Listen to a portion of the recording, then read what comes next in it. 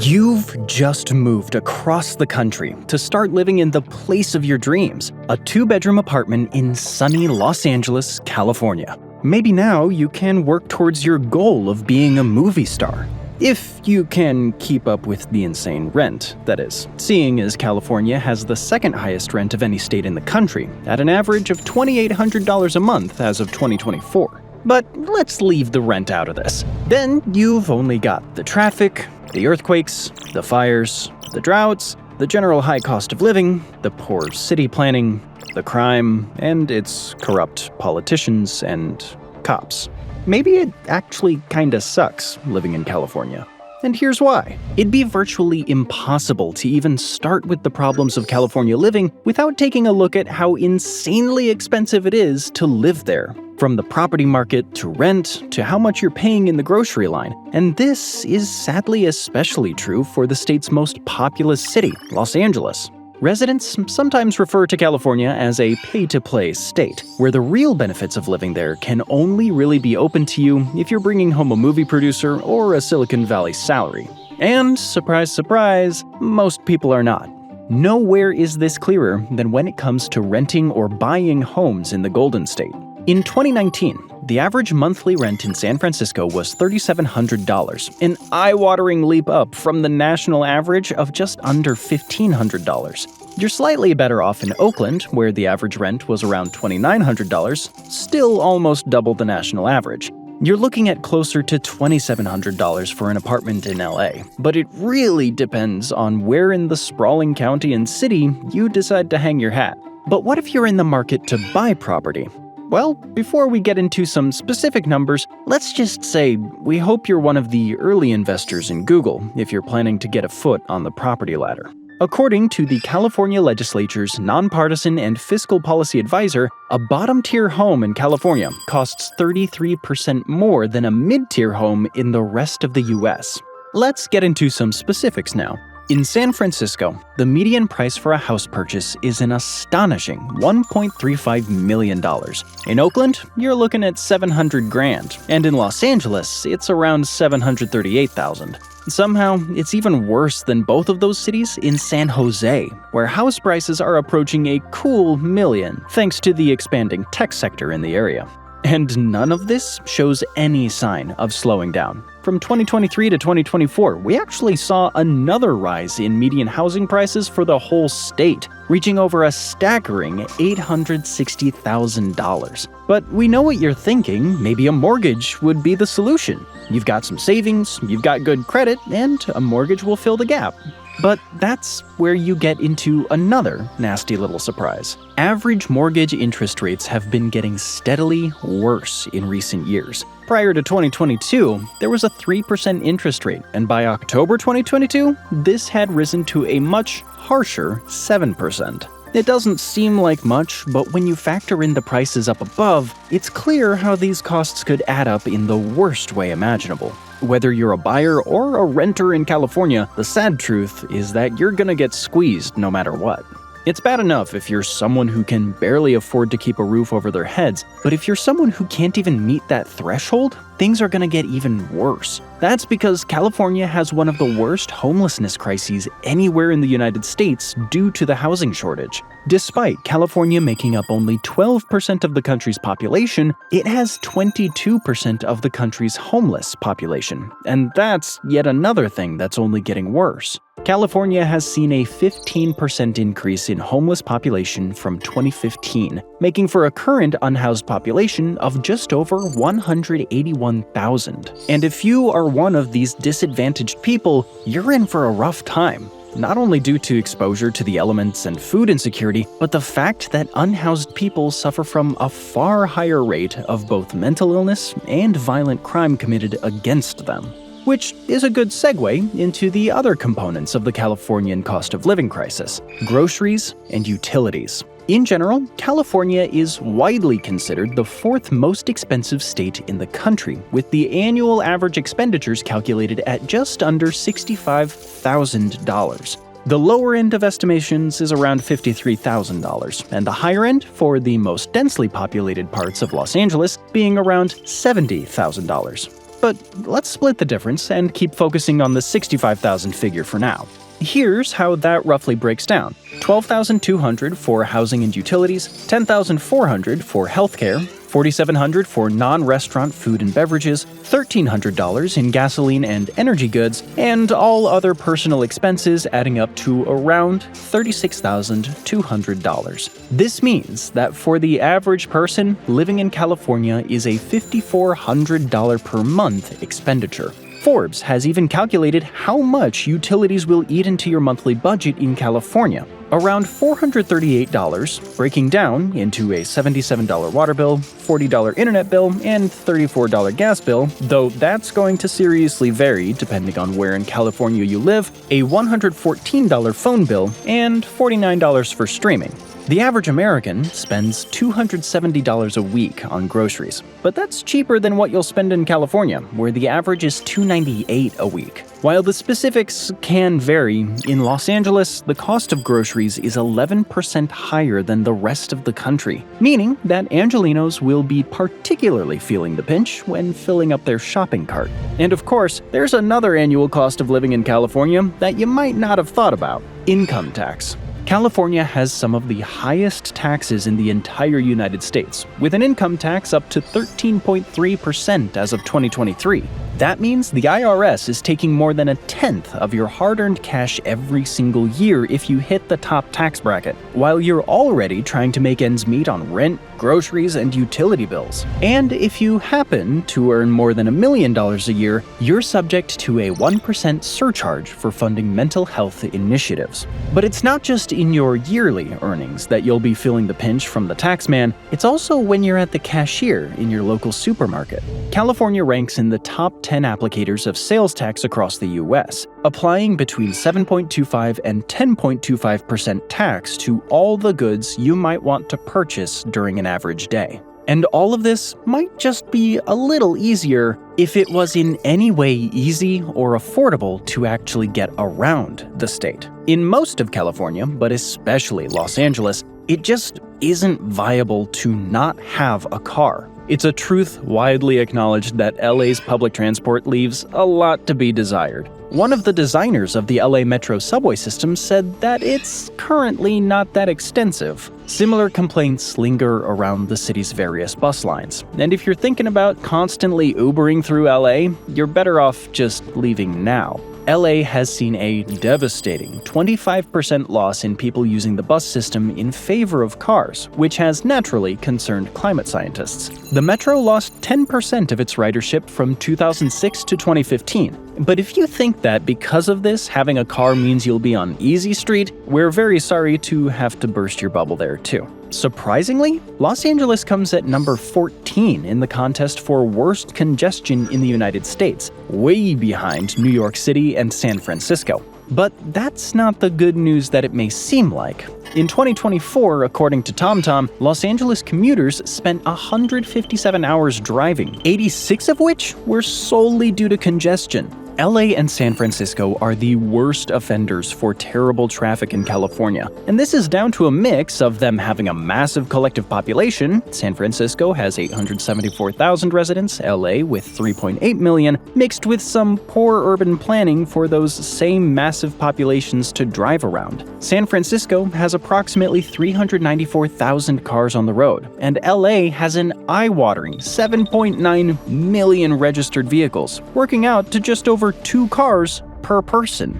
Ironically, the traffic comes from the fact that these cities have infrastructure geared toward drivers. How does that work? Well, you see, it becomes a self-fulfilling prophecy that encourages more people to get cars and take to the roads. Most of these cities were planned in the early 1900s for early 1900s populations. They were never meant to smoothly service the number of people and the number of cars California has on the roads today. And seeing as California public transport cannot provide a meaningful alternative at the moment, it's only going to get worse, no matter how many highways are added or widened.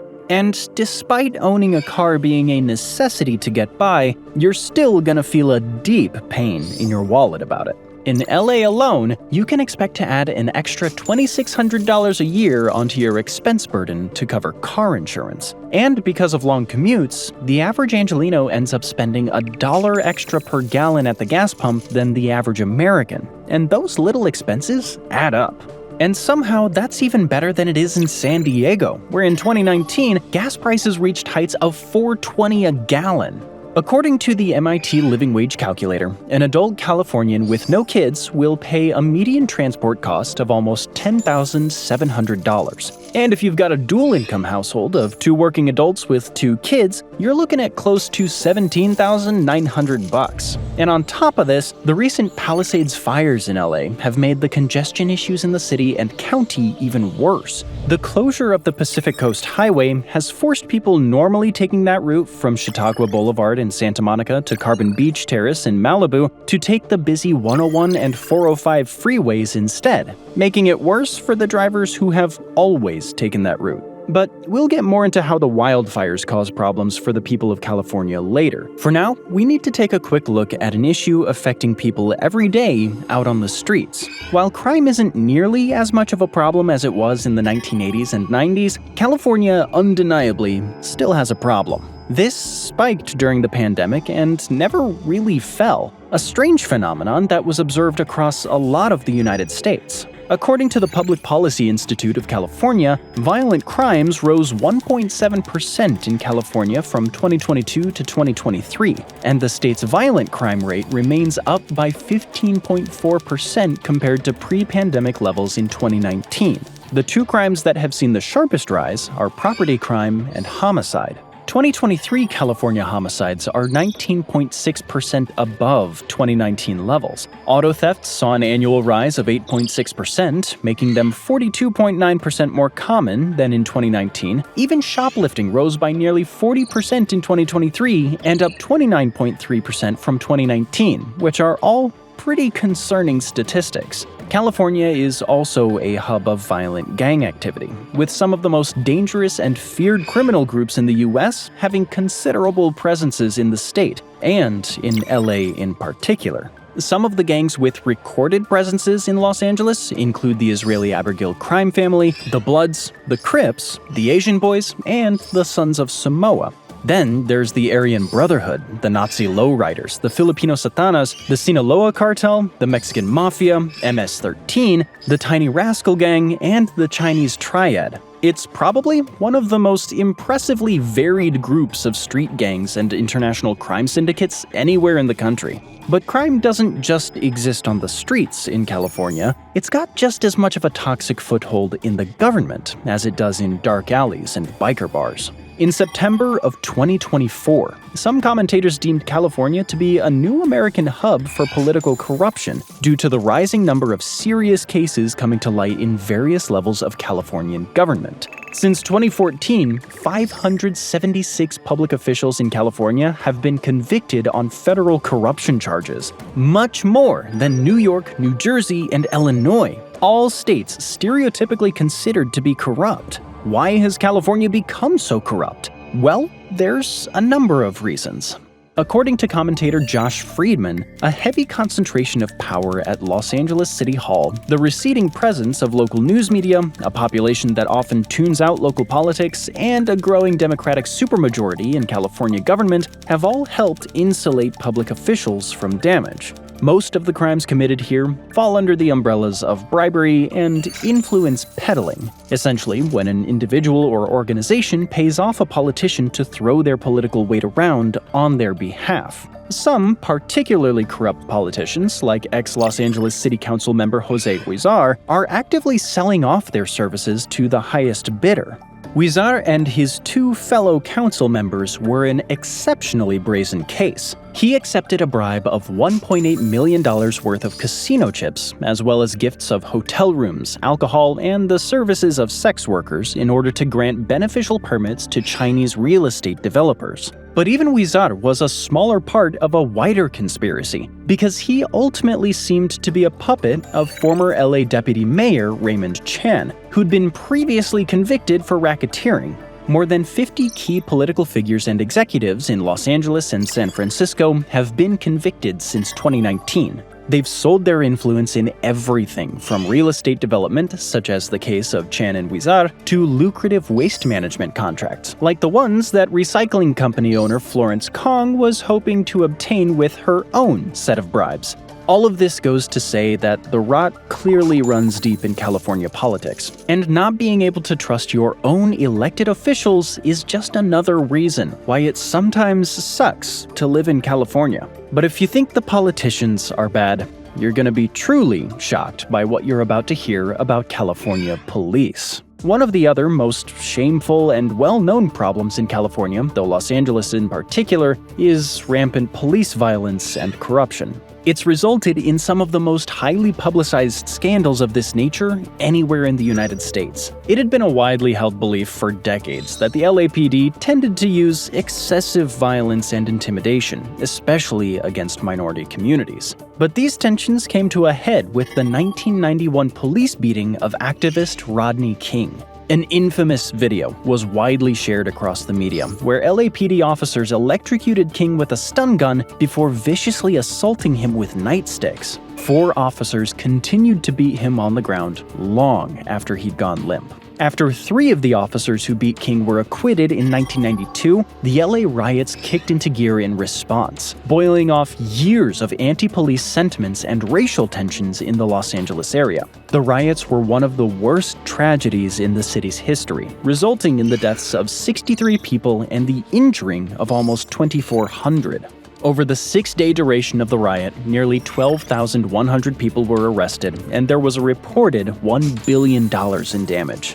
The riot was subdued by military forces sent into the city, facing off against the rioters and a number of criminal gangs who'd joined the conflict, including the Crips, the Bloods, MS-13, and the Mexican Mafia. Afterwards, Chief of the LAPD, Daryl Gates, retired, but the rot that had set in deep within LA policing didn't leave the force with Chief Gates. There was also the Rampart scandal of the late 1990s and early 2000s. Members of the LAPD's Rampart division, specifically officers involved with the Community Resources Against Street Hoodlums, or CRASH unit, were involved in both corruption and rampant criminal activity. This includes police brutality, planting of false evidence, stealing and drug dealing, bank robbery, perjury, and cover-ups of all previously stated crimes. With over 70 officers convicted in the scandal, their monstrous activities were so widespread that they inspired movies like Training Day and TV shows like The Shield. It solidified in many people's minds about the very idea of a rogue criminal cop. And while the CRASH unit was dissolved when all of its crimes came to the light, dangerous, corrupt, and criminal conduct is still alive and well in the Los Angeles law enforcement community. Which brings us on to the Los Angeles County Sheriff's Department deputy gangs. These are illegal gangs formed by deputies in the LASD within their own law enforcement departments, normally denoted by matching symbols and tattoos. There are also patterns of violent or discriminatory behavior against the people they're policing. This phenomenon has been recorded since the 1970s and still continues today, often with the defense of the Los Angeles County District Attorney's Office. A 2023 probe revealed that at least 6 groups are still active. And since all the members operate along the blue wall of silence, which prevents them from ever snitching on each other, it's extraordinarily hard to ever take these groups down. Some of the most infamous examples include the Compton Executioners, the Grim Reapers, the Rattlesnakes, the Wayside Whiteys, the Linwood Vikings, the Tasmanian Devils, the Little Red Devils, the Jump Out Boys, and the Industry Indians. Gives you a pretty good idea of the kinds of people you're dealing with here. And even outside of these more conspiratorial criminal groups, there have still been serious allegations of systemic corruption and violence from officers of the LAPD. Some of the shootings of random individuals holding everything from a plastic fork, such as the case of Jason McConney, and a cell phone in the case of Mario Sanchez, has led to accusations that these officers are trained to be paranoid, hypervigilant, and overcautious. No matter the deeper reasons behind it, there's no denying that something troubling runs through both the LAPD and the LASD. Stories of violence and corruption keep surfacing, and it's not just a few bad cops. For anyone thinking about living in the area, that's a serious red flag, especially if you're part of a minority group. And the only thing worse than that is our ultimate reason why it often sucks to live in California. The world and the weather itself is trying to kill or financially ruin you. California is a state that has an interesting relationship with nature. It has access to every kind of biome, breathtaking views, amazing trees and wildlife, a near constant dry heat, and a terrifying tendency towards experiencing natural disasters. Due to the arid climate, droughts are a constant risk, often leading to water shortages for people across the state. What this means in practice is needing to ration water use for things like showers and washing your car to make sure the local plant life doesn't die out from dehydration. But that's still on the more mild end of things. Due to the presence of active fault lines underneath it, the entire state is extremely vulnerable to earthquakes. Generally, California experiences at least 2 earthquakes a year that can cause serious structural damage and sometimes death. Even the less severe earthquakes can be a frightening thing to experience. But even that pales in comparison to the ever-present threat of wildfires, exacerbated by climate change and the natural dryness of Southern California. This was seen most recently and most devastatingly in the 2025 Palisades blazes that destroyed large swaths of Los Angeles, killing at least 29 people and leaving many with their lives in ruins. There's also another horrifying hidden cost of the frequent severe wildfires in California. Some opportunistic landlords used these tragedies as an excuse to squeeze even more money out of their tenants, making the rental crisis even worse for many. When tens and thousands of people were displaced from their homes during the 2024-2025 wildfires, they saw themselves in temporary housing with rapidly rising prices, sometimes completely acting against the legal demands of emergency rent caps. The LA fires destroyed 16,000 homes, 22% of which were occupied by renters. Given that half of these renters spent around 30% of their income on rent, this kind of tragedy price gouging can be financially ruinous for people who are already struggling through the worst event of their life. After the fires, activist group The Rent Brigade found over 1,300 examples of illegal rent increases advertised between January 7th and January 18th. Bear in mind, the rent cap laws cover any rental price increases over 10%, so we're looking at truly egregious acts of landlord greed here. One 3-bedroom condo in downtown LA was showing a pre-fire Zillow price of $5,500, but this price leapt up to $8,500, a $3,000 difference. That was until the act of illegal price gouging was caught and the owner quickly removed the listing. But somehow, even that pales in comparison to the shamelessness of a 4-bedroom, 4-bathroom house in LA that listed its monthly price as $16,000 before the fires and $29,000 afterwards. That's a $13,000 difference. These are just a couple of examples among many, and if this behavior keeps on going every time LA suffers from its depressingly regular wildfires, its housing market might sleepwalk into an even more expensive nightmare. But these aren't even necessarily the worst problems tied into the frequent wildfires. California has been voted among the lowest where quality of life is concerned, with one of the particular chronic problem areas being air quality. Something that LA in particular has struggled with for decades now. Despite the problem being seemingly on a downward trend, the American Lung Association's State of the Air 2022 report saw that things had actually been getting worse for the past 5 years. Los Angeles in particular has the worst air quality in the country, and the reasons are an interesting mix of human action and a unique pitfall of local geography. LA acts as a basin between the ocean and the San Gabriel and San Bernardino mountains, which boast over 10,000 feet, 3,000 meters of elevation. This essentially traps pollutants from cars, industry, personal energy use, chemical processes, and the smog of wildfires in the city, almost like a giant bowl full of toxic gas. This has seriously alarmed the Environmental Protection Agency. According to the EPA, the long-term effects of LA's dirty air and elevated depleted ozone levels include worsened asthma and COPD, lung inflammation, heart attacks, strokes, congestive heart failure, and even damage to the brain and reproductive systems. Oh, and let's not forget the big ones: cancer and early death. And when you add the ambient ash and smoke of wildfires, that equation gets even more dangerous. Then there's the water quality. According to the California Ocean Protection Council, quote, "Plastic pollution, harmful algal blooms, nutrient runoff, and chemical pollutants harm ecosystems and species and trigger significant health and economic costs for Californians, including costs related to litter cleanup, contaminated beaches, and fishery closures." But it isn't even civilians who are getting the worst of it. Just ask California's incarcerated firefighters. For over a century, California prisons have had a program that allows them to train and deploy their inmates as firefighters on the front lines of some of the state's most dangerous blazes, because regular paid and volunteer firefighters just aren't up to the task alone. While these incarcerated firefighters are given a choice in whether they take part, it isn't much of a real choice.